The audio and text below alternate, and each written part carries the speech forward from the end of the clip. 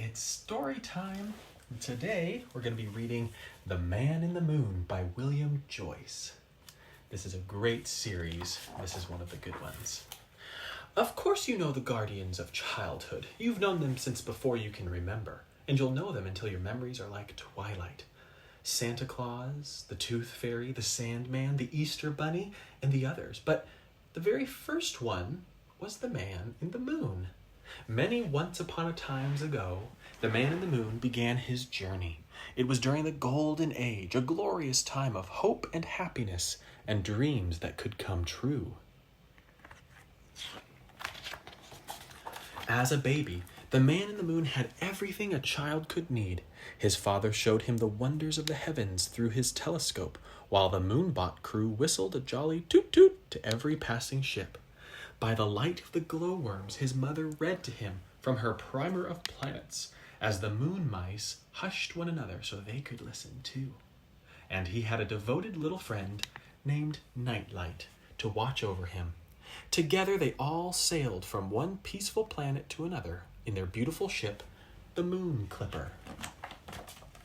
At night, the Moon Clipper was designed to turn into a moon, so Nightlight called the baby the Little Man in the Moon, or Mim for short. Wow.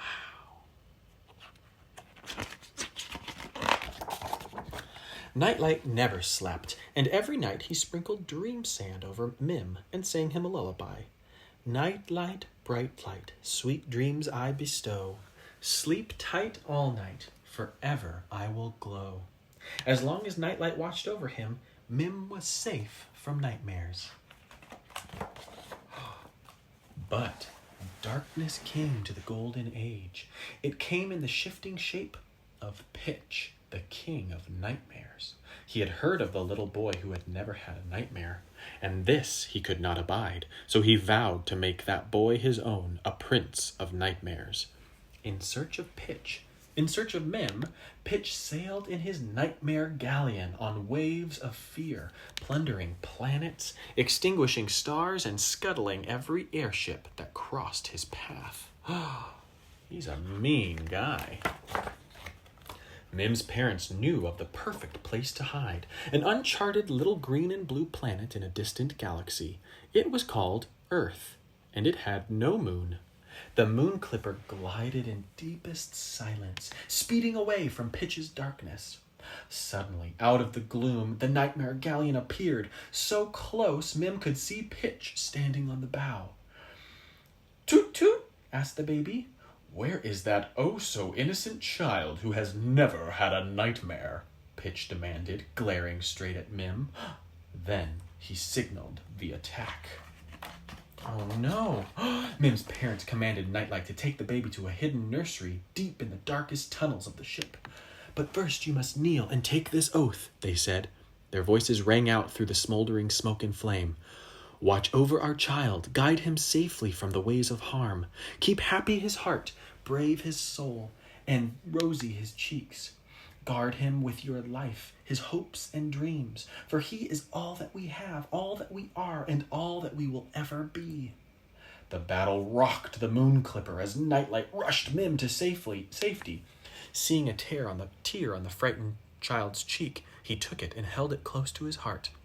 Fiercely, he repeated his oath. Then he felt a searing pain. When he opened his hand, the tear had changed into a brilliant diamond, sharp as a dagger. "Remember me in your dreams," he whispered to Mim as he flickered away to face Pitch. The galaxies had never known such a battle. Mim's parents and their crew fought valiantly, but they were overwhelmed at last. Mim's parents were captured, and all seemed lost. Nightlight knew what he must do. Whatever the cost, Mim must not become a prince of nightmares. With the diamond dagger held aloft, Nightlight flew bravely forward. He aimed the weapon at Pitch's heart. There was a blinding flash, and then a great explosion.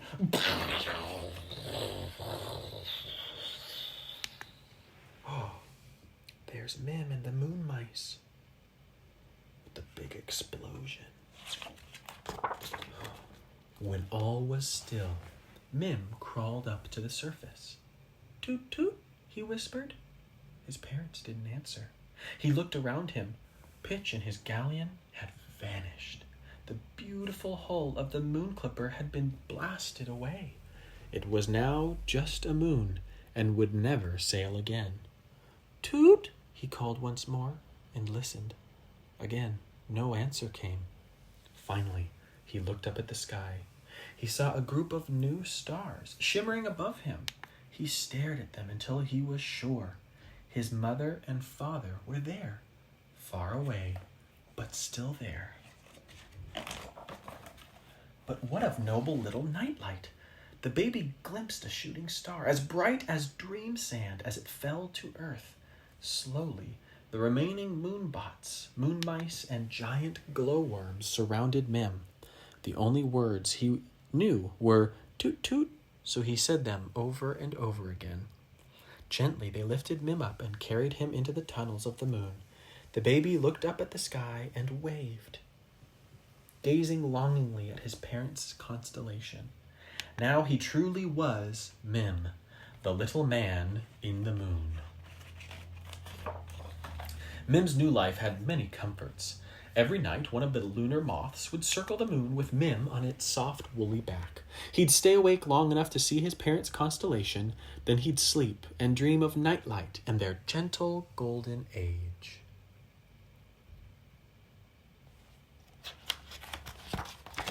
As time passed, the moon became a planet-sized playground for the boy. There was so little gravity that with one hop he could bounce over the tallest mountains. After a long day of adventuring, dinners were always a treat. Lunar ice cream, comet surprise, space juice nectarine, and each meal was lit by schools of starfish that swam through the evening sky.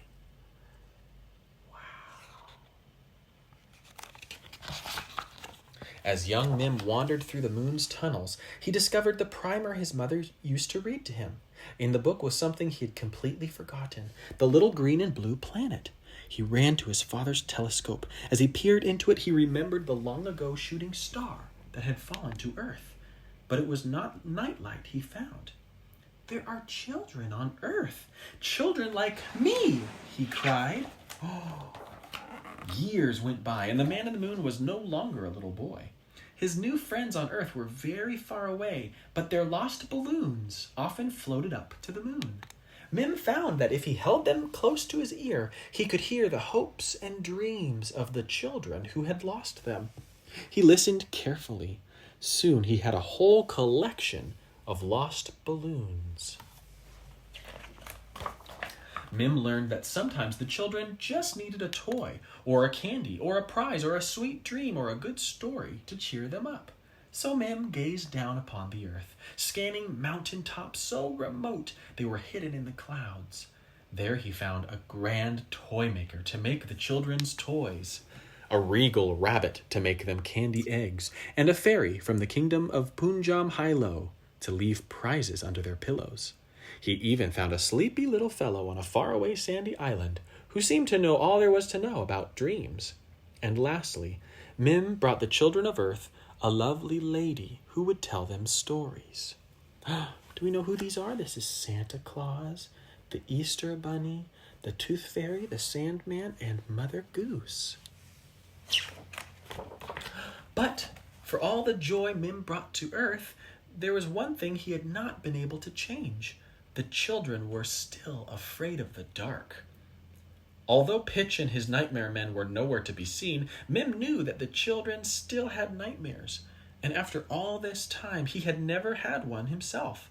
Mim thought he would know everything when he grew up, but of course he did not.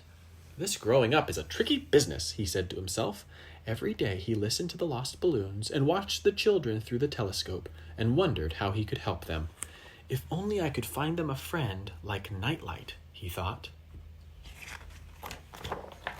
And so, deep in thought and remembering his friend, Mim kicked a rock, and then another, revealing a pile of very bright sand. He stopped and stared. It reminded him of the dream sand that Nightlight sprinkled over him when he was a baby. Mim laughed to himself and went on kicking rocks. He had an idea. I wonder what his idea is. Soon the moonbots and moon mice were kicking rocks too. When the moon mice were so tired they could hardly hold up their tails, and the moonbots were so creaky that they could barely move, Mim called upon the toy maker and the rabbit, the fairy and the others from Earth, to fly up and lend a hand. And then finally, when everyone was too tired even to complain, the man in the moon smiled and summoned the lunar moths. The bright sand had made the moon 100 times brighter. Now the children of Earth will see the moon's smiling face and know they have a nightlight to guard them forever, said Mim. And for a moment, the distant stars of his mother and father sparkled more brightly than ever before. Mim began to sing. It was an old song, a beloved song, and they all joined in. Night light, bright light, sweet dreams I bestow. Sleep tight all night, forever I will glow. The man in the moon knew then that he could be a guardian of the children of Earth, just as Nightlight had been his guardian long ago. But he would need help. And so he gathered everyone together. Now, my friends, he said, kneel and take this oath. It was much like the one Nightlight had taken long ago, and now it would be their own. We will watch over the children of Earth, guide them safely from the ways of harm, keep happy their hearts, brave their souls, and rosy their cheeks. We will guard with our lives their hopes and dreams, for they are all that we have, all that we are, and all that we will ever be.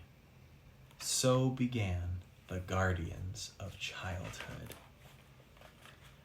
And for the children of Earth, the night was never again so dark.